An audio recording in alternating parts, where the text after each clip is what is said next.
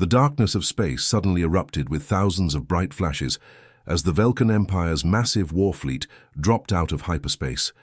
Ship after ship materialized in perfect rows, their black metal hulls gleaming under the distant light of Earth's sun.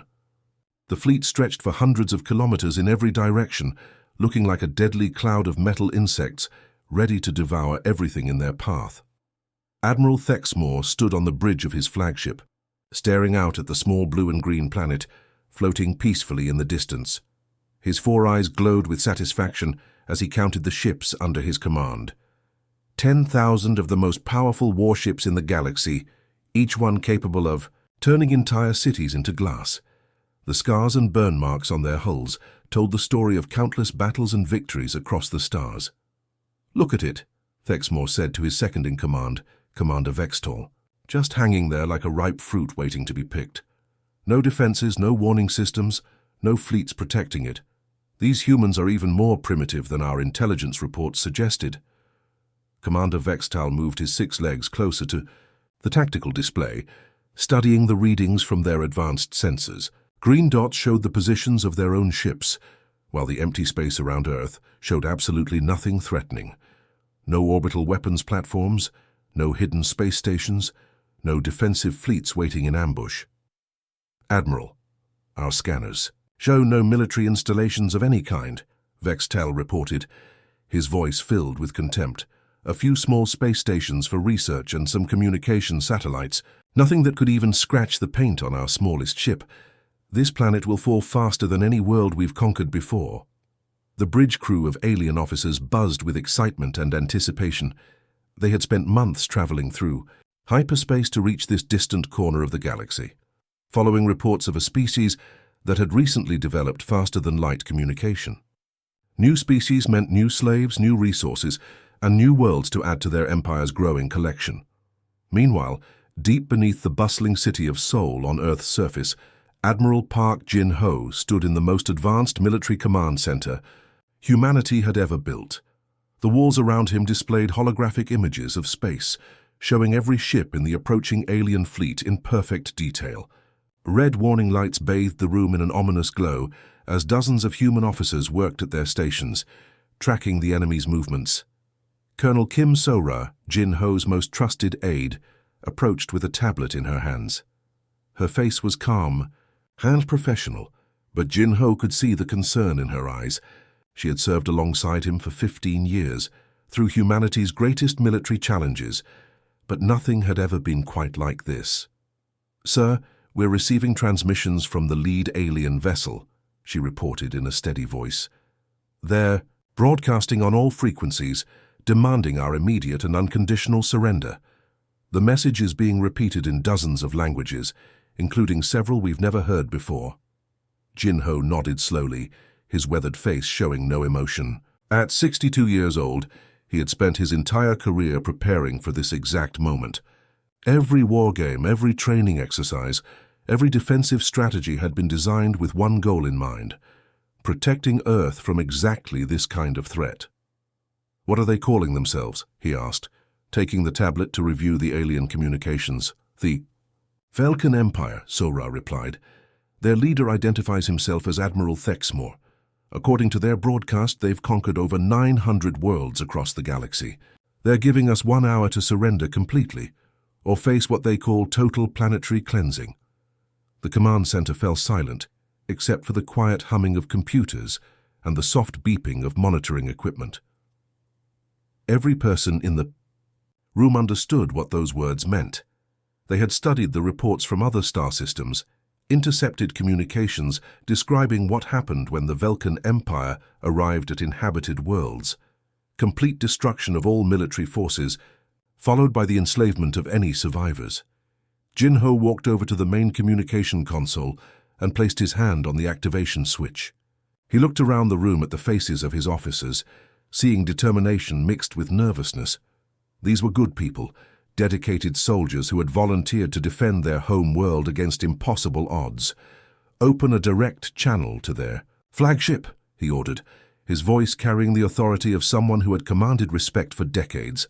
The communication officer's fingers danced across the controls, establishing a connection that would carry his words across millions of kilometers of empty space. Static crackled through the speakers for a moment before clearing, indicating that the channel was open and ready. Jin-Ho straightened his uniform and spoke directly into the microphone, his words measured and clear. Unknown vessels, this is Admiral Park Jin-Ho of the Terran Defense Force. You have entered our solar system without permission and issued threats against our world. I am giving you exactly 30 seconds to reverse course and leave our space immediately. Back on the Velkan flagship, Admiral Thexmore's mandibles clicked together in what passed for laughter among his species. The bridge crew joined in with their own expressions of amusement, creating a chorus of alien sounds that echoed through the ship's corridors. "Did you hear that, Commander?" Thexmore asked, wiping moisture from his eyes. 30 seconds. These primitive creatures actually think they can give orders to the mighty Velkan Empire. The laughter grew louder as other officers joined in the mockery. They had heard similar desperate threats from hundreds of other worlds, always from species that had no hope of backing up their brave words with actual military power. "Shall I respond to their pathetic demand, Admiral?" asked the communications. Officer Thexmore waved one of his clawed hands dismissively. "Don't waste energy on a reply. These humans will learn soon enough that their empty threats mean nothing. All ships, maintain current course toward the third planet. Prepare invasion. Protocols and ready the planetary bombardment systems." The Great Fleet continued its steady advance toward Earth, completely unaware that they were about to encounter something entirely different from anything they had faced before in their long history of conquest. The Velkan war fleet moved through space like a dark storm cloud, getting closer and closer to Earth with each passing hour. Their massive ships cast long shadows as they passed by the giant planet Jupiter, their engines glowing bright blue against the blackness of space. Inside each vessel, thousands of alien soldiers prepared their weapons and checked their equipment, eager to add another world to their empire's long list of victories. On the moon's hidden military base, Captain Lee Min-ho sat in front of a wall of glowing screens that showed him everything happening in Earth's solar system. The base had been built deep underground, carved into the lunar rock over many years, and hidden from any outside observers. Min-ho had been stationed there for 8 years, watching and waiting for exactly this kind of moment. He pressed a button on his communication panel and spoke directly to Admiral Jin-ho back on Earth. "Admiral, the enemy fleet has just passed Jupiter's orbit. They're maintaining their formation and speed, heading straight for us. Our deep space sensors show they haven't slowed down or changed course at all. They're completely ignoring our warnings." Through the secure channel, Min-ho could hear the quiet background noise of the Seoul Command Center. He had visited that facility many times during his career and could picture Jin-ho standing calmly in the middle of all the activity, making the decisions that would determine humanity's fate. "Any response to our initial communication, Captain?" Jin-ho asked, his voice steady and professional as always. "Nothing, sir. Their ships are maintaining radio silence, except for internal communications between their vessels. They're treating us like we don't even exist." Min-ho paused, watching as more data appeared on his screens. "Admiral, their formation is spreading out now. It looks like they're preparing for some kind of coordinated attack pattern." Jin-ho's voice came back immediately, showing no signs of worry or panic. "Understood, Captain. Continue monitoring their movements and keep all defense stations on full alert. Transmit the final warning sequence according to our established protocols." Min-ho acknowledged the order and began entering commands into his computer system. Within seconds, his signal was being relayed to defense installations throughout the solar system, each one receiving the same instructions to prepare for the next phase of their defensive plan. Far out in the asteroid belt between Mars and Jupiter, Lieutenant Commander Choi Hee-jin received the transmission at her station on the dwarf planet, Ceres. She had been living on this remote outpost for 3 years, officially assigned to monitor asteroid mining operations, but actually serving as part of humanity's secret defense network. The facility around her looked like a simple research station from the outside, but hidden beneath the surface were some of the most powerful communication systems humanity had ever built. Hye-jin activated the deep space arrays, feeling the vibration through the floor as massive antenna dishes emerged from concealed positions on the asteroid's surface. She took a deep breath and began recording her message, knowing that her words would be broadcast across millions of kilometers of space directly to the approaching enemy fleet. Attention Velkan Empire vessels. This is Lieutenant Commander Choi, Hyejin of the Terran Defense Network. What you're about to hear is humanity's final warning. Her voice carried a tone of absolute seriousness as she continued. We have been monitoring your empire's expansion across the galaxy for over 40 years. We know about the destruction of the Zentari homeworld. We know about the slave camps on Rigel 7. We know about the complete extermination of the Kithara species. We have watched you destroy civilizations and murder billions of innocent people. Hyejin paused, letting her words sink in before delivering the final part of her message. You have built your empire on fear and violence, but you have made one critical mistake. You assumed that Earth would be as helpless as your previous victims. Turn your fleet around now and leave our solar system immediately. This is your last chance to avoid the consequences of your actions. The transmission ended, and Hyejin sat back in her chair, knowing that she had just delivered what might be the most important message in human history. Now all she could do was wait and see if the aliens would be smart enough to listen. Onike. Velkan flagship. Admiral Thexmore was studying the readings from his ship's advanced sensor systems. For the past several hours, his instruments had been detecting strange energy patterns throughout the human solar system. The signatures were unlike anything in the Velkan database, and they seemed to be coming from everywhere at once. Commander. Vextel, he called to his second-in-command, pointing at the display screen filled with mysterious energy readings. What exactly are we detecting out there?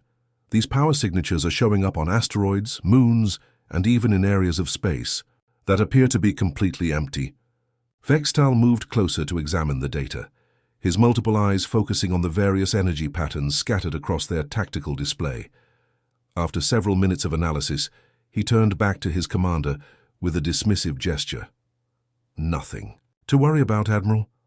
Based on the power levels and distribution patterns, these readings are consistent with primitive mining operations and basic communication equipment.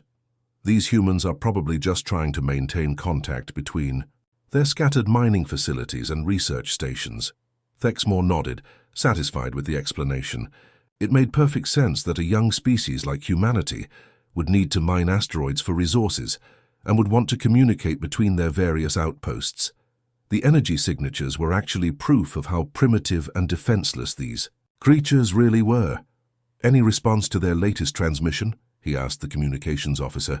No, sir. Should we send a reply? Thexmore's mandibles clicked in amusement once again. Let them waste their energy on empty threats. Continue monitoring their communications in case they try to coordinate some kind of pathetic resistance, but don't dignify their warnings with a response. He turned to address the entire bridge crew, his voice filled with confidence and contempt. Prepare all ships for final approach to the third planet. Activate invasion protocols and ready the planetary bombardment systems. In 6 hours, Earth will be just another conquered world in our empire, and these humans will learn what happens to species that dare to threaten the mighty Velkan fleet. The bridge crew responded with enthusiastic approval, their alien voices, creating a chorus of anticipation for the easy victory that lay ahead. None of them suspected that they were flying directly into the most sophisticated military trap that any species had ever created. The Velkan war fleet had traveled deep into Earth's solar system, passing the red planet Mars and heading straight toward their target. Their ships filled the darkness of space like a swarm of deadly insects, each one bristling with weapons that had destroyed countless worlds before. Admiral Thexmore stood on his bridge, watching Earth grow larger on his viewing screen, completely confident that victory was only hours away. Suddenly, every screen on every Velkan ship flickered to life with an incoming transmission. The aliens had been expecting panicked surrender messages or desperate pleas for mercy, but what they saw instead made them pause in confusion and growing concern. On their screens appeared a human man in a crisp military uniform standing in what was clearly a sophisticated command center. Behind him, dozens of other humans worked at advanced computer stations, their faces calm and determined. The man stepped forward, and when he spoke, his voice carried the kind of authority that came from years of command experience. "I am Admiral Park Jin-ho of the Terran Defense Network," he began, looking directly into the camera, as if he could see through the transmission to stare right at Admiral Thexmore himself. "I want to make something very clear to you and your fleet. For over 100 years, humanity has been preparing for exactly this moment. Every day, every month, every year since we first detected your Empire's expansion across the galaxy." Standing beside Jin-ho was Colonel Kim Sora, her uniform bearing the insignia of Earth's most elite military units. She stepped forward and added her voice to the transmission. "What you believe you see when you look at our world is an illusion. You think Earth is defenseless because that's what we wanted you to think. The truth is very different." The transmission expanded to include multiple locations throughout the solar system. From her position on the distant asteroid Ceres, Commander Choi Hye-jin appeared on screen, surrounded by banks of sophisticated equipment that clearly wasn't the mining gear the Velkans had assumed it to be. Every single asteroid in this system has been modified over the past century, Hye-jin explained, her voice steady and confident. "What your sensors detected as simple mining operations are actually weapon systems more powerful than anything your Empire has ever encountered. Each asteroid contains enough firepower to turn entire planets into lifeless rocks floating in space." The Shi transmission switched to show Captain Lee Min-ho speaking from Lunar Base, the moon's surface visible through reinforced windows behind him. "Those energy signatures your ships have been detecting aren't communication arrays or research equipment. They're the power cores of defense systems that we've spent generations perfecting. Every moon, every space station, every seemingly empty patch of space in this system is armed and ready." Back in the main view, Admiral Jin-ho stepped closer to the camera, his expression becoming more serious. "Admiral Thexmore, I know exactly who you are. I've studied your tactics, your fleet compositions, your battle strategies. I know about the 900 worlds your Empire has conquered. I know about the billions of lives you've destroyed. I know about the slave camps, the forced labor, the complete extermination of entire species." The human admiral paused, letting his words sink in before continuing. "But you've made one critical mistake in all your calculations. You assumed that humanity would be just another helpless victim, another easy conquest to add to your Empire's collection.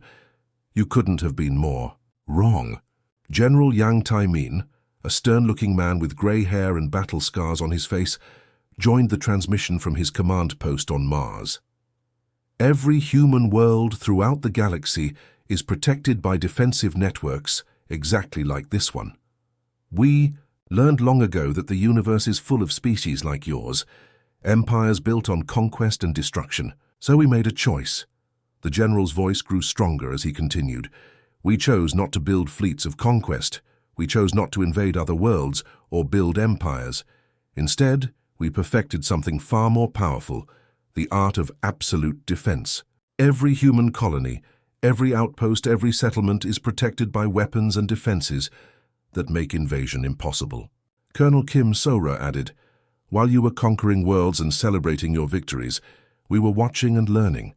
We studied every battle you fought, every tactic you used, every weakness in your strategies. We've been preparing for this encounter for longer than most of your soldiers have been alive." Commander Choi Hye-jin's voice came through clearly from Ceres Station. "The energy readings your sensors have been detecting are just the tip of the iceberg. Hidden throughout this system are automated defense networks, weapons platforms, and systems that can track and eliminate thousands of targets simultaneously. Everything you see, everything you don't see, everything you think is empty space is actually part of one massive integrated defense system." Captain Lee Min-ho spoke from Lunar Base. "Your ships are impressive, Admiral Thexmore. You've used them to conquer hundreds of worlds and destroy countless civilizations, but they were designed to fight against species that weren't expecting. Civilizations that weren't prepared for war. You've never faced an enemy that's been preparing specifically for your arrival for over a century." Admiral Jin-ho stepped forward one final time, his eyes locked on the camera with absolute certainty. You have exactly 10 seconds to order your fleet to reverse course and begin retreat procedures. 10 seconds to turn around and leave our solar system forever. This is your last opportunity to preserve your ships and save the lives of your crews. The transmission continued with all the human commanders speaking in unison. We are offering you this one chance because we are not like you. We don't seek to destroy for the sake of destruction. But make no mistake about our capabilities or our determination to defend our home. Jinho's final words carried across millions of kilometers of space directly to the Vulcan flagship. If you choose to continue your attack, you will discover why no species in the galaxy has ever successfully invaded a human world twice. The choice is yours, Admiral Thexmore. Choose wisely. The transmission ended, leaving the Vulcan fleet in stunned silence as they realized they might have seriously underestimated their intended victims. Admiral Thexmore stared at the transmission screen for several long moments after the human message ended, his 4 eyes blinking in disbelief. Around him on the bridge, his officers waited nervously for orders, unsure of what their commander would decide. The silence stretched on until finally, Thexmore's pride and arrogance took control of his better judgment. "Impossible," he roared, his voice echoing through the flagship's command center. "No primitive species could possibly threaten the mighty Vulcan Empire. These humans are trying to trick us with empty words and fake displays of strength." He turned sharply toward his weapons officer, his claws clicking against the metal floor. As he moved, "You heard their pathetic bluff. All ships in the fleet, charge your main weapon systems immediately. Prepare for full planetary bombardment. We'll show these creatures what real power looks like."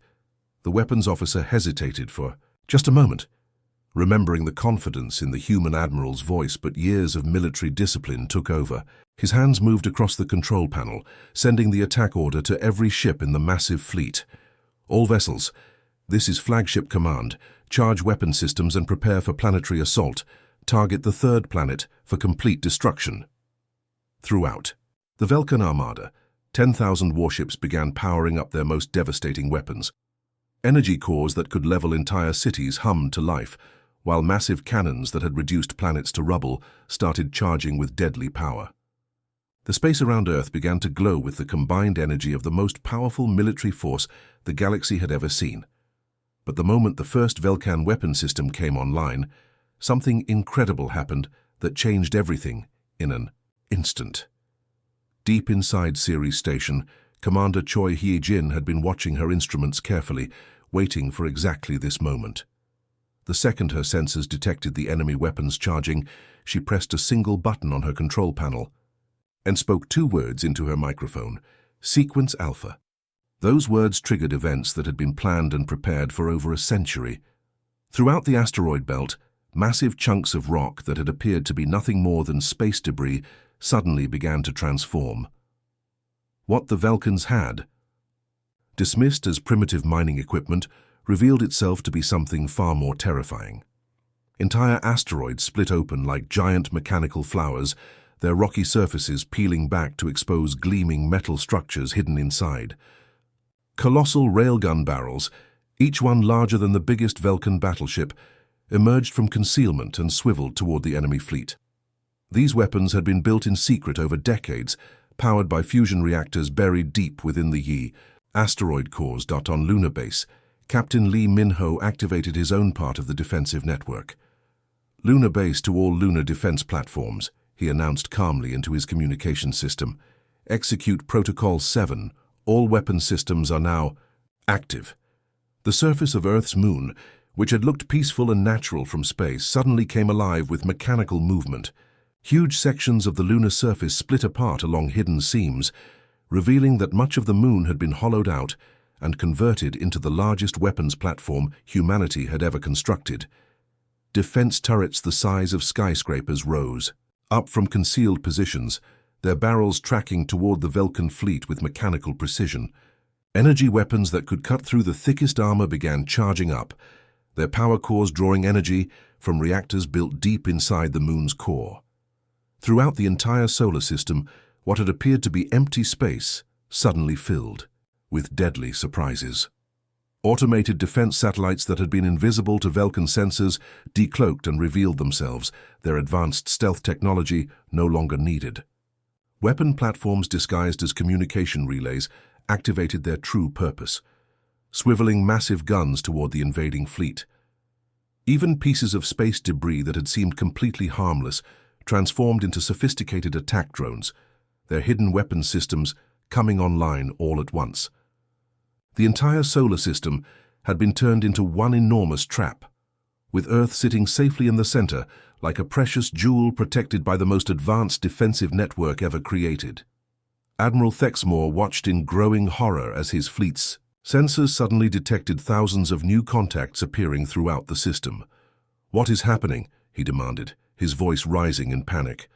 "Where are all these weapons coming from?"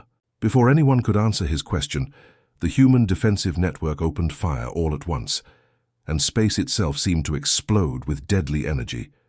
Beams of pure light lanced across millions of kilometers in the blink of an eye, each one precisely targeted at a different Vulcan ship. The massive railguns fired projectiles at incredible speeds, sending chunks of metal through space faster than anything the aliens had ever seen. Energy weapons that humanity had spent generations perfecting unleashed their full power for the first time in actual combat. The Vulcan fleet, spread out across a huge area of space in what they thought was a safe attack formation, suddenly found themselves caught in an inescapable web of destruction. Ships that had conquered entire star systems simply vanished in flashes of brilliant light, their hulls unable to withstand weapons designed specifically to defeat their armor and shields. "Return fire! Return fire!" Thexmore screamed at his crew, but there was nothing to shoot at. The human weapons were too far away, too well hidden, and firing too quickly for the Vulcan gunners to even see them, let alone target them effectively. In less than 30 seconds, half of the mighty Vulcan armada had been completely destroyed, turned into expanding clouds of superheated gas and twisted metal debris. The remaining ships tried desperately to retreat, but the human defense network had been designed to prevent exactly that kind of escape. "This cannot be happening!" Thexmore shouted as he watched his flagship's shields fail under the incredible assault. "No species could have built weapons like this. It's impossible." His words were cut short as a railgun projectile moving at nearly the speed of light punched through his ship's armor like it was made of paper. The flagship of the Vulcan Empire, which had led the conquest of 900 worlds, exploded in a brilliant flash that could be seen from Earth's surface. In exactly 23 seconds, the most powerful military force in the known galaxy had been completely and utterly destroyed. 10,000 warships that had terrorized countless civilizations became nothing more than glowing debris floating silently in the darkness of space. The solar system fell quiet once again, with only Earth's defensive weapons slowly powering down. After their brief but devastating display of humanity's true military capabilities, in the underground command center beneath Sol, Admiral Jin Ho stood perfectly still as he watched the final moments of the battle play out on his tactical displays. The green dots representing the Vulcan fleet disappeared one by one from his screens until there was nothing left but empty space where 10,000 enemy warships had been just moments before. The silence in the command center was almost overwhelming. After the intensity of the past few minutes, Colonel Kim So-ra walked across the room, carrying a specialized communication device that would allow them to broadcast their message to every corner of the galaxy.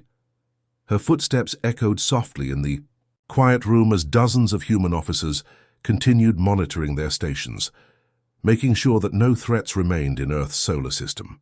"Admiral," she reported in her calm, professional voice, "all defense networks throughout the system are reporting complete success. Every single hostile vessel has been eliminated.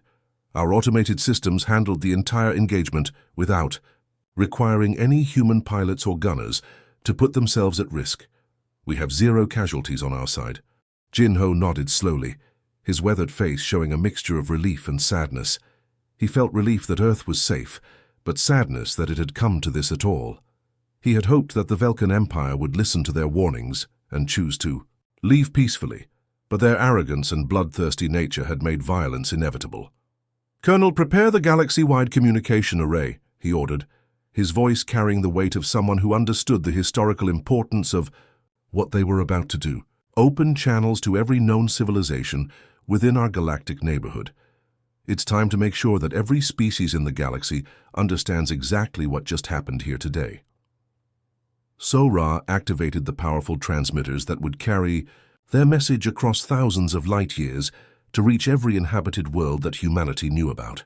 The technology had been developed specifically for this moment, designed to broadcast on every frequency that galactic civilizations used for communication.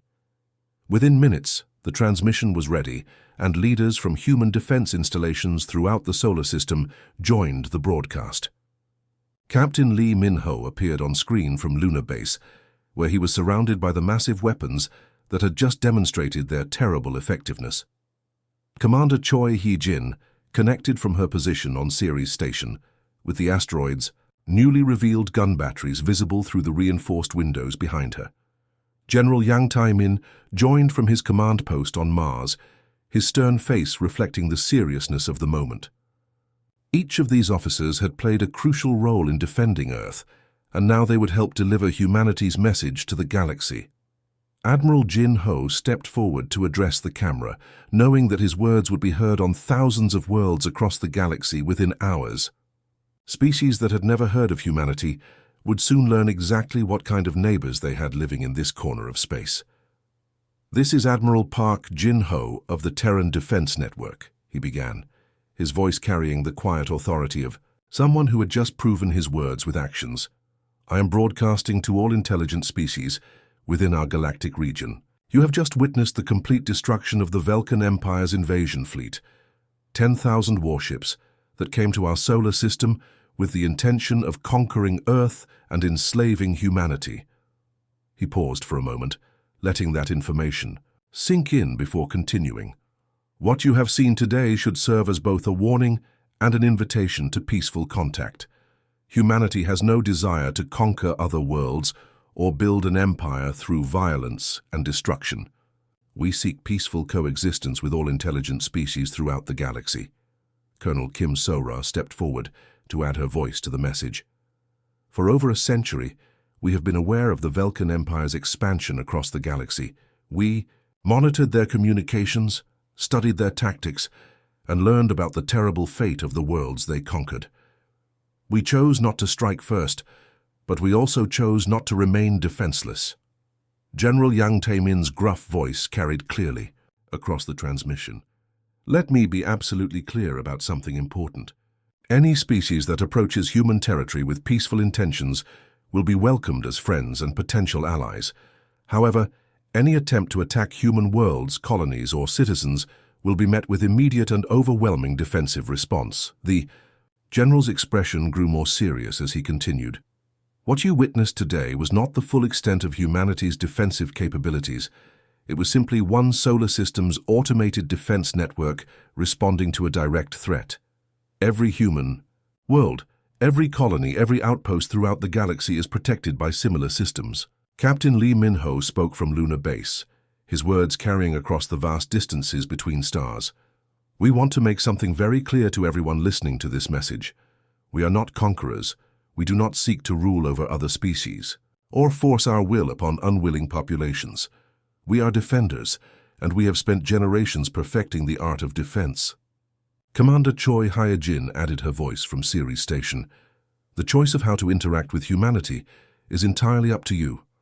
We offer friendship, trade partnerships, cultural exchange, and mutual cooperation to any species that approaches us with peaceful intentions.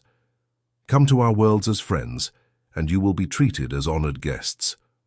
Her tone became more serious as she delivered the warning portion of the message. "However, if you choose to approach human space with hostile intentions, if you threaten our people or attempt to conquer our worlds, you will meet the same fate as the Velkan Empire. Choose your actions very carefully." Admiral Jin-ho stepped forward one final time to deliver the conclusion of humanity's message to the galaxy. "We are humanity. We have chosen not to spread across the galaxy through conquest and violence like so many other species have done. We do not seek to rule over you, control your worlds, or force you to submit to our authority." His voice grew stronger and more determined as he continued. "But we will defend ourselves, our families, our worlds, and our way of life against any threat, no matter how large or how powerful that threat might appear to be. Remember what happened to the Vulcan fleet today. Remember that they came here with 10,000 of the most advanced warships in the galaxy, confident in their ability to destroy us easily. Jinho's final words carried the weight of absolute certainty. You will not receive a second warning. Choose your next actions very carefully, because the galaxy has just learned that humanity is not prey waiting to be conquered. We are something far more dangerous than that. We are a species that has spent over a century preparing for exactly the kind of threat you might choose to become. The transmission ended, and the message began its journey across the galaxy at the speed of light, carrying humanity's declaration to every corner of known space. In the days and weeks that followed, civilizations throughout the galaxy would receive the broadcast and understand that the balance of power had just shifted dramatically. In command centers on human worlds throughout the galaxy, defensive networks quietly returned to their patient watch, ready to demonstrate once again why no species had ever successfully invaded a human world twice. The galaxy had been warned, and now it was up to each civilization to decide how they wanted to interact with their new neighbors.